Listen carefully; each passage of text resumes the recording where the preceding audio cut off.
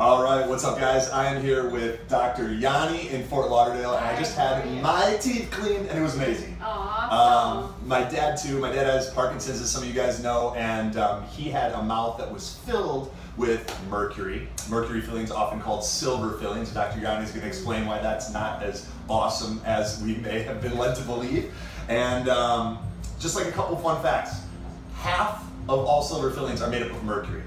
And mercury is the most volatile and toxic of all heavy metals. And what Dr. Yanni does at her holistic dental practice in Fort Lauderdale is she'll look at what are some of the sources of toxicity in your mouth, whether they're infections or related to mercury and fillings or past work that you've had done, and she fixes it so that you're not dealing with the risk of cancer or fatigue or autoimmune issues that affect us. So what we're going to do in this video is Dr. Yanni and I are going to hang out and share some cool stuff with you guys that you may or may not be aware of, and you're going to get the chance to ask her some of your most pressing questions. Whether or not you have mercury in your mouth, if you have someone in your life that you love, you'll be able to ask Dr. Yanni and she can help you out because she's a wealth of knowledge, and this is an area where I default to her. So Dr. Yanni, welcome. Thank you. Good to have you here in the office. Thank you for a biohazards guide. Love the book.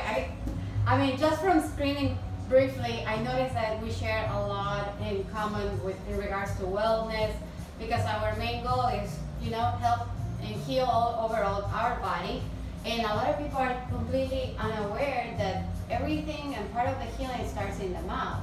From gum disease and like you discussed, the toxic mercury silver fillings, which their content varies from 50 to 55%, it's mercury. So why don't we call them mercury fillings? Well, that's what we're here to explain and make you aware of. Our goal is to create an environment in your body where your own body can heal by itself. If we remove the offending factor, then your immune system will improve, will eliminate toxins, and also that will create a more lymphatic drainage. Cell regeneration will be much normal. And also love to get my patients in the concept of the microbiome. We'll hear about leaky gut and the problems in our intestine and the absorption, or malnutrition because of all these fast food, stress that's causing it, all the adrenal fatigue. But we gotta make a stop and treat what is simple and evident. A lot of physicians don't even look into people's mouth, and they don't make the correlation of gum disease with cardiovascular problems, diabetes, arthritis, and numerous autoimmune conditions. So we're here just to create that curiosity in you, explain a couple of issues that are going on, and be available with broadening up a little bit your knowledge and thinking beyond the box that we're taught to think, Yeah, for sure. So, one of the ways that this was brought to my attention is I've worked with a number of oncology doctors in the cancer space, and one of them told me that 50% of the people that he deals with that are suffering from cancer often have dental problems, whether it's infections or they have mercury that needs to be removed. For people that may be watching and are like, mercury, if this was actually bad for us, why would they be putting it in our mouths? Give us a little bit of an idea of what mercury does inside the body. So we know mercury it's classified as a toxin before they put it in our mouths. Right. And when you guys remove mercury from people's mouths, it has to be picked up by the EPA, the Environmental Protection Agency. Yeah. So it's a toxin when it's removed from your mouth, but it's not a toxin when it's in your mouth, which is kind of interesting. What happens when someone has mercury in their mouth and that vapor is released when they chew or drink hot liquids? What happens in the body? Okay. Once you have mercury in your teeth, you're going to have mercury in every single cell in your body. Now, a lot of people are healthy and they don't develop chronic inflammatory conditions because they're good secretors. They're able to eliminate all the toxins out of their system. Unfortunately, any heavy metal like mercury, cadmium, lead, they have cumulative effects over time. So, I don't know anybody getting any younger, but as we age, our system and detox protocols within our cell are not as efficient. So we start settling to believe that a lot of conditions going on in our body are related with aging. and not related with the toxicity that we might be carrying in our body. Now, mercury will cross placental barrier, and that'll be the first exposure to fetus. Will cross cell membrane barriers, brain membrane barriers, so has a preference over brain cells. It's considered a neurotoxin affecting cell and brain regeneration.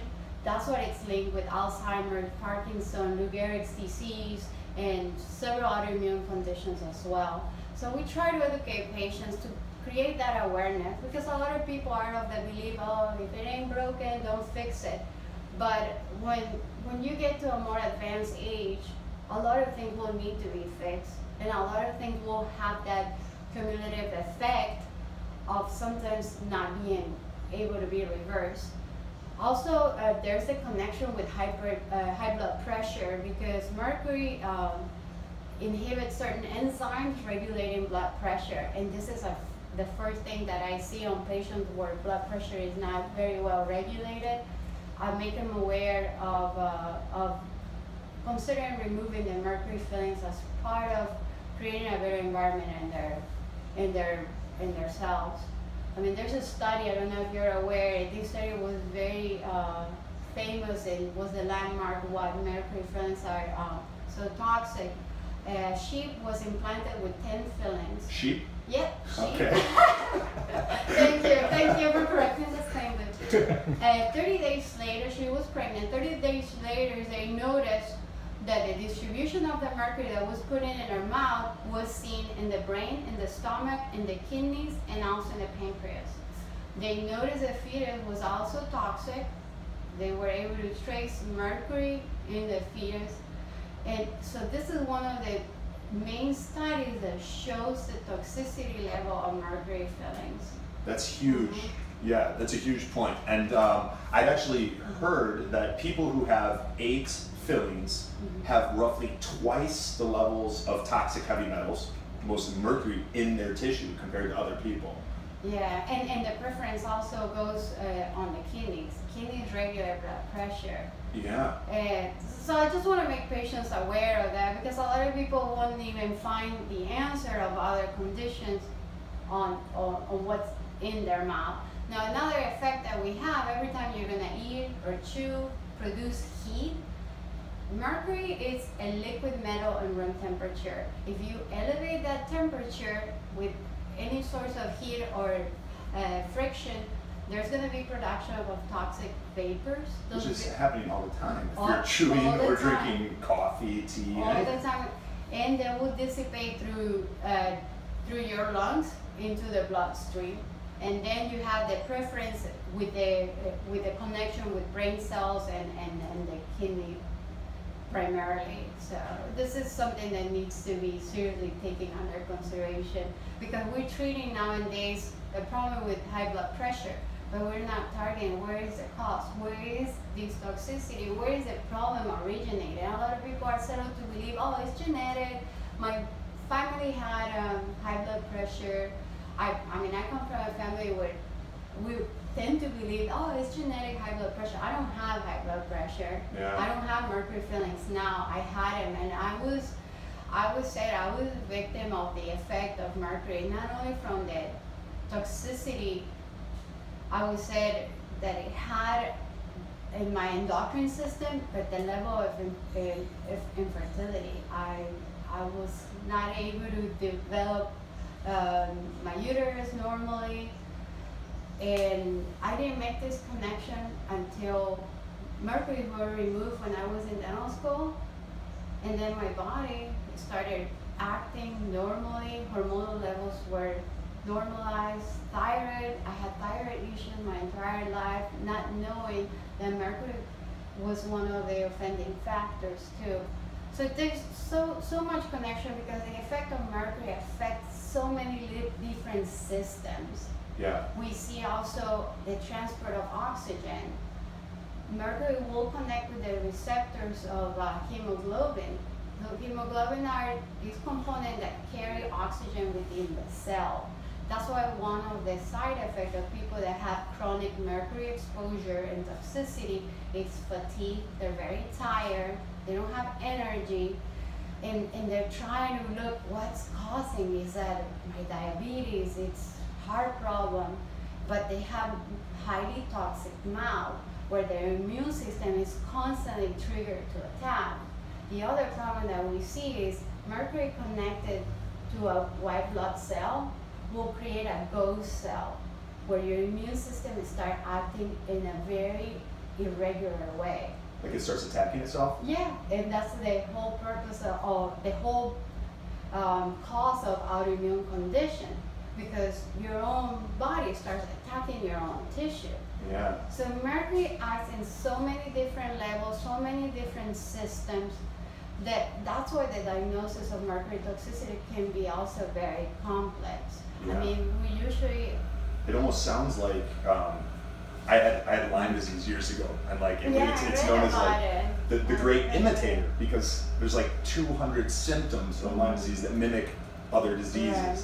And it sounds like mercury is similar if you're dealing with hormonal issues, fatigue, fertility problems. Really, it could be almost anything from what you're saying. Give us a little bit of an idea before we show them some pictures of what was going on in my dad's mouth, because like I've been asking my dad to have his removed for years, and my parents were kind of ho-humming about it, and then my dad came down to visit me, and I found Dr. Yanni in her practice and brought him in, and they've now, as of today, removed 100% of the mercury that was in my dad's mouth. Hopefully, yeah, today he's mercury free. My dad is now mercury free. 2 long appointments. He's out there drinking soup in the lobby, celebrating. I'm sure he's like, that's okay. But a lot of times we're so focused on detoxification, where we're using infrared saunas and juice fasts and some of these things that people are becoming more aware of, but they don't eat, they're unaware of the source in their mouth.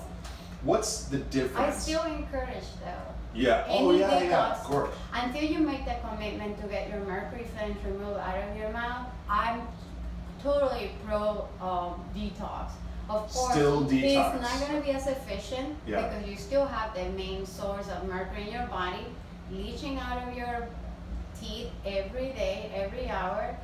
But the fact that some people take a little while. Watching her like, yeah, I mean, it's a commitment, you know, because I've seen mouths with major reconstruction made with a mercury filling, and not everybody is completely committed to get a whole mouth reconstruction at once. So I encourage patients, if they can get in some type of antioxidant supplements. Like alpha-lipoic acid? From selenium, N-acetylcysteine, alpha-lipoic acid, reduced glutathione, maybe a liposomal version for better absorption, because glutathione is very difficult to be absorbed just orally. You had my dad doing some activated charcoal as well. We do that always after we remove mercury, and then we give a set of antioxidants. Yeah. But I don't know if I should talk about the cilantro, because I saw something cilantro and something that Trump said. Cilantro can help. But cilantro is a natural herb that helps detox heavy metals as well. So I do encourage my patients to do any type of modality that I can do. The infrared, because it improves blood supply, lymphatic system drainage. Rebounding, jumping on a mini trampoline to get her like a vibration plate, that can also be great. Yeah, I'm reading about that in your book. That was quite interesting. You see, there's something new to learn. It's fun too. All right, so we're going to show them some pictures of my dad, but before we do, what, for someone watching that's unaware of the differences between a traditional dentist and a biological dentist or a holistic dentist, what are some of the differentiating things? You don't work with mercury, you don't work with fluoride. No. What else? Well, the products that we put in our patients' mouth are trying to pick the most biological products from porcelain. Porcelain, there's going to be different type of porcelain. Some common ones also are made of aluminum oxide. We don't work with aluminum. Aluminum increases also the neurotoxicity and the toxic effect in brain cells. So we avoid BPAs, because BPAs is linked also with infertility and sperm reduction. BPAs are a lot of the chemicals in plastic. But why composite? Are made of plastic.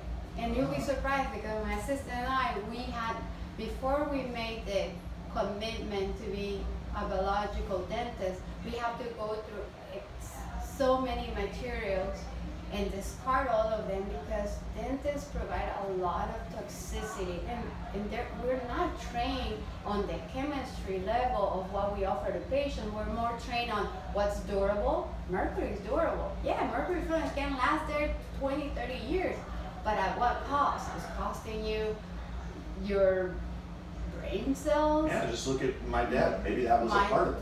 Lead to degenerative diseases of the central nervous system. Yeah. Also get transferred into your newborn, the first exposure to heavy metals.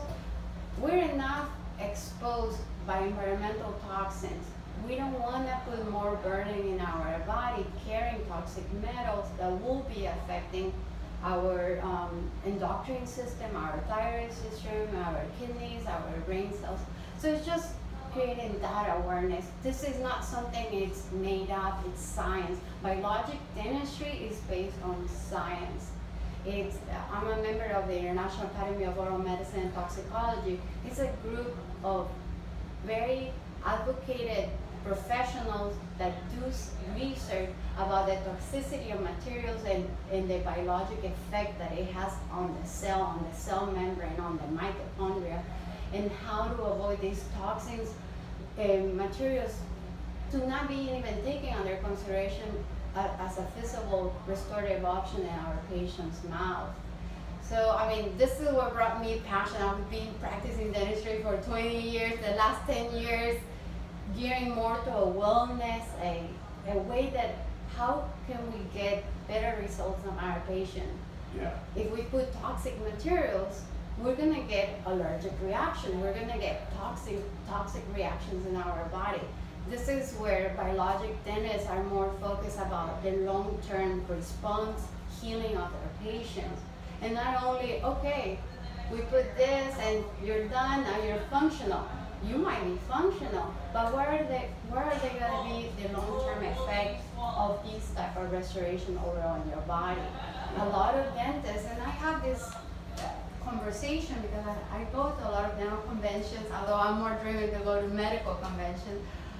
They debate with me, oh, the mercury amount is so small. Why do you worry about that? They're more durable. I mean, I have the responsibility with my patients to whatever I put in their mouth to make them feel better, healthier. And there's a lot showing that the amount that's released is not a trivial amount biologically. But in it's terms still of like more what goes than around. mercury that you would ingest from seafood, Yeah, which is the from second eating source. big So like, fishes. yeah, the two biggest sources are mercury in our mouth. That's number one by far. And number two is seafood. So we have people that are aware of the seafood component, but unaware of the source in their mouth. And we're going to give you guys the opportunity to ask Dr. Yani some questions. So what you can do is, if you have questions for Dr. Yani, if you're in the South Florida area, check out her practice. It's in Fort Lauderdale. I trust them with my with my mouth, You have a boring and my dad as well. And what we'll do is Dr. Yani will check in on this video, and if you guys have questions, put them in the comment section, and she'll do her best to check in and respond. And then also, we want to show them some pictures of what was in my dad's mouth. Oh yeah, absolutely. This is not for the faint of heart, Oh, but gosh. it is something that that you guys want to be aware of. So, and while Dr. Yani pulls these up, like here's some questions that you guys may want to ask yourselves. If you guys are getting value from this video, click the share button, tag people that you love and care about that may have mercury in their mouth or maybe dealing with chronic fatigue, fertility problems, and some of the other things that we've discussed, so that we can bring this issue to light and let more people know about it. But if you have silver and mercury fillings, gold fillings, root canals, implants, tooth pain, bleeding gums, gingivitis, problems with chewing, or even if you've ever had a cavity, there is a chance that you may be dealing with not just toxicity from mercury, but also dental cavitations, abscesses, and gram-negative bacteria in your mouth that can also wreak havoc on us biologically. And it's not something to be afraid of, but it is something you want to take action on. So Dr. Yani is going to show you guys. Yeah, let's hold it up to there and see if they can see what was in my dad's mouth, or at least like. Is it good? You guys able to see it? Yeah, that was the pre-op photos. And when we do mercury removal, we put rubber dam, we seal off. We don't want to expose removing mercury. In this case, he had gold crowns, but we suspected there might be mercury underneath because prior restorations that we removed, it showed the presence of mercury underneath in decay. So, and the problem is what I discussed, the oral galvanism or production of current that affect negatively the response of the gum tissue. These are some of the restorations that we did with the certain machine done in one appointment. We put porcelain, which is primarily lithium disilicate glass, which is very biocompatible with tissue and easy to clean. But I just want to show you, this is some of the mercury underneath of what we remove on him. And guys, like if you think about it, so we know mercury crosses the blood-brain barrier. So now it's in a part of your body that can contribute to neurological, neurodegenerative disorders like Alzheimer's and Parkinson's and dementia. We also know that it crosses the cellular membrane. So it's getting into, whoop, almost went over backwards. But it also can get into the cells and affect your mitochondria, which is what's responsible for making energy in the body. And a lot of aging is just simply related to how well your body makes energy. So now you have something that's a toxin, decreasing your body's energy production, and even where it's not doing that, your body now has to allocate more resources, more electrons, we're talking about electron loss, to neutralize the free radicals and reactive oxygen species being produced by the mercury. Net result, you're tired. Right? So even if it's something as simple as being tired or dealing with stubborn body fat, it can all be related. And if you guys feel like you may be dealing with this or you have someone that is, click the share button, let us know that you guys like this video, reach out to Dr. Yanni in the comment section. She'll do her best to check in and help with your questions, and let us know what else you guys are interested in, and we'll do our best to help you out and make sure that you guys are feeling amazing. And yeah, if you're in SoFlo, come see these guys. They're awesome. They have my biohacker seal of approval, and you will love them. So thanks, guys. Awesome. Bye, guys. Bye.